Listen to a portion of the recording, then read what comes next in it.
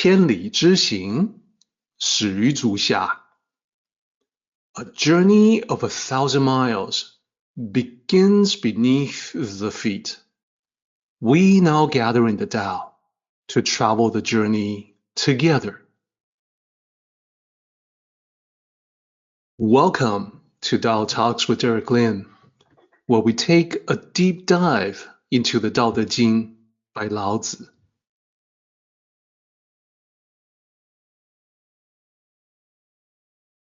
I would like to extend a warm welcome to you. Thank you for joining us.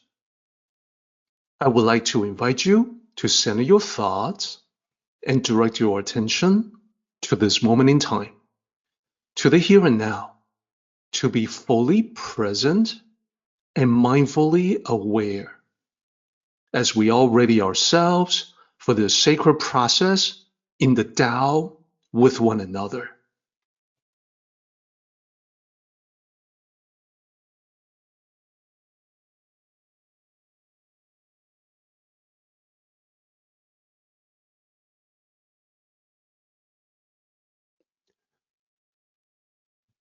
This is how it looks from the Tao perspective.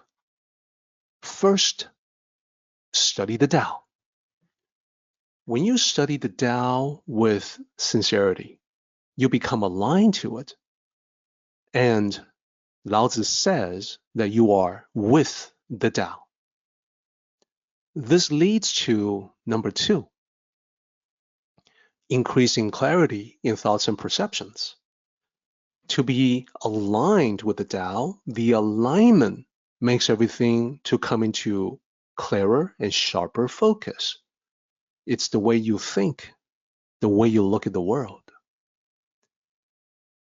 In that clarity, you will note there are many instances where people's arrogant behaviors cause them to have a negative ending.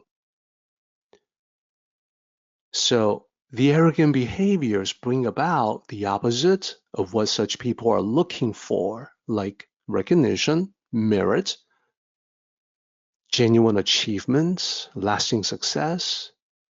It is only the opposite of arrogant behaviors, manifestations of being humble, that actually leads to all of those things that one might wish for in life.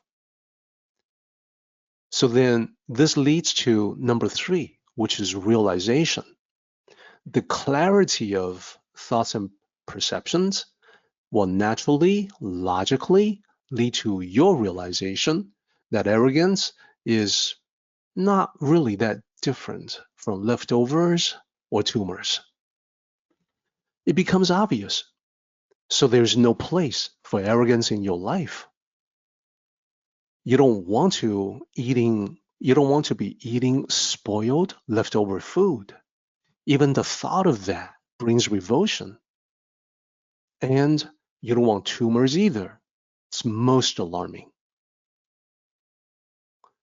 And you don't want flaunting, boasting, etc. to be the tumors of the spirit or tumors of the mind, tumors as serious problems with your cultivation.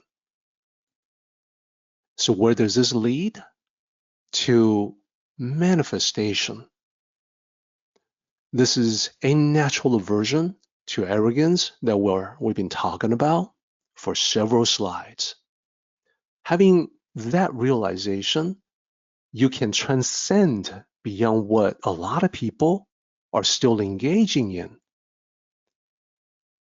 So here, what we're saying is that the Tao is not just in your mind, but also in your heart.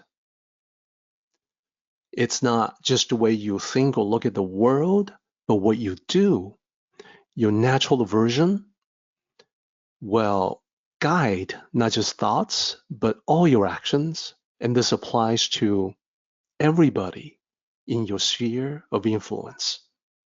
Family, work, social life, everybody you encounter as you go through your daily existence, just people in general. Some of them may not be your family members, or coworkers or friends, but you approach them with the exact same humbleness. And as I mentioned, today, this extends online as well. In general, the more we look at this, the more we understand, the more important it becomes, the more central it becomes in our lives.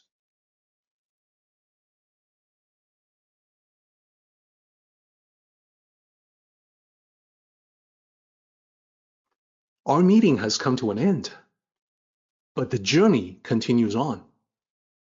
Until next time, may the Tao fill you with peace and happiness.